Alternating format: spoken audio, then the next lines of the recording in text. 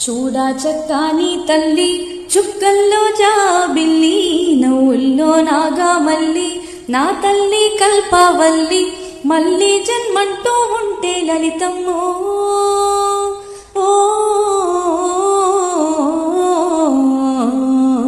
తల్లి నీ సేవకి పుడతా మాయమ్మ తల్లి నీ సేవకి పుడతా మాయమ్మ చూడా చక్కాని తల్లి చుక్కల్లో జాబిల్లి నవ్వుల్లో నాగా మల్లి నా తల్లి కల్పవల్లి